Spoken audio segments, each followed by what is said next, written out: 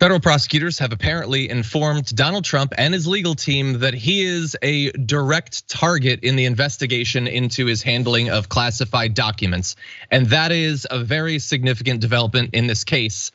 Even though we can pause for 1 second and say, well, yeah, he's a direct target. He's the guy that did it. What would it mean for him not to be a direct target? He stole all this stuff and like the valet just goes to jail. I kid, but that's actually how most of his legal troubles have worked out in practice. His lawyers and his aides have gone to jail and he's been fine. In this particular case, it's not looking like that. In fact, according to the Independent, the DOJ is preparing to ask a Washington, D.C. grand jury to indict him for violating the Espionage Act and for obstruction of justice as soon as Thursday. Hey, wait a second. Today's Thursday. It could happen today. It could happen right now. In fact, I'm gonna Google. No, it doesn't look like it's happening, but we will let you know if it does happen. In the meantime, prosecutors are ready to ask grand jurors to approve an indictment against Mr. Trump for violating a portion of the US criminal code known as Section 793, which prohibits, quote, gathering, transmitting, or losing any information respecting the national defense. Now, that seems pretty arcane, and you might be wondering, why are you being so specific with that? Well, because this specific provision is actually really important in the context of this months-long investigation. This is, after all, about classified documents, right? And so much of the discussion since the raid on Mar-a-Lago has been about classification and declassification. Did it happen? When does it happen? How does it happen? Can you do it with your mind? Well, what if I told you that all of that is utterly irrelevant to the charges that they're considering?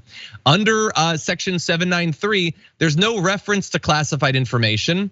And thus, going in that route is understood to be a strategic decision by prosecutors so that all of his different claims about supposedly declassifying the documents is irrelevant. This is not about whether they were classified or declassified. It's simply about the content that he had taken from the White House. And so Trae, if they go in this direction, I don't know if maybe that results in less serious charges. I honestly don't know. I'm not a lawyer, obviously. Look at me. But it does seem like a good strategy. Yeah, well, that's exactly what I was about to bring up to you and ask you, but you already clarified that you don't know either. My first thought is like, is that like, giving up on the larger charges to go for something lesser because they think they got a better chance of making it stick? In which case, like, I'm all for making whatever stick you can, but if it ends up as too much like a slap on the wrist, that's kind of a bummer. But I definitely, I'm sure they know what they're doing. I'm not a lawyer either, but yeah, I bet he's fuming over it because it's the whole time it's been like, oh, president can declassify whatever he wants. If I have something and I want to have it, then I'm allowed to have it because I was president, and you don't get to say otherwise. And I don't. That's such a wild cockamamie sounding thing to present as like a defense in an actual courtroom, but like. It was given credence, it's like, oh yeah, you might have something here or whatever. So for them to just like subvert that entirely and be like, yeah, that doesn't matter because we're doing this instead.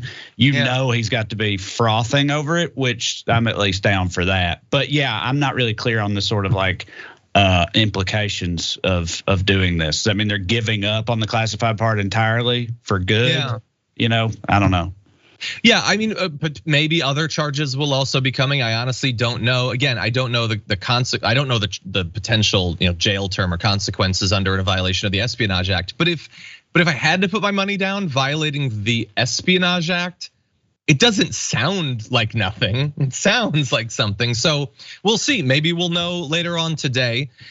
For now, we really do expect that the charges will be coming soon. Not necessarily today. That is what some people think.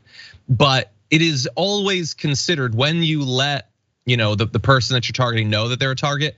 That is considered a pretty late stage part of this process. It usually triggers the ability of your defense team to provide sort of your side of the story. Of course, in this case, that's been going on for some time, but it's still a part of it. Trae and I were talking before the show, debating. Like you would think with how vocal Donald Trump is on social media about everything that happens to him and plenty of things that don't, that you wouldn't want to warn him too long before the charges, because then he would have an opportunity along with all of his allies in the media to write the narrative of it. But it is the DOJ. They mess things up constantly when it comes to Donald Trump. So I'm honestly not sure. Trae, any final predictions when it comes to timeline? I mean, like you said, it would make more sense for it to be very soon because, you don't want to give Donald Trump too much time to, work in the opposition publicly. But, it's the DOJ, it's our government at work and everything. So I'm inclined to expect the opposite of what really makes sense. So I think maybe it'll be a bit longer yet. Gun to my head, not today, but we'll see. Not today. Okay, I'll take today. We'll see who wins. For more political news breakdowns, interviews, stories of activism, and me trying my hardest to care about the occasional big celebrity news story, subscribe to our YouTube channel at youtube.com/The Damage Report. And you can ring the bell wherever it is so you don't miss anything.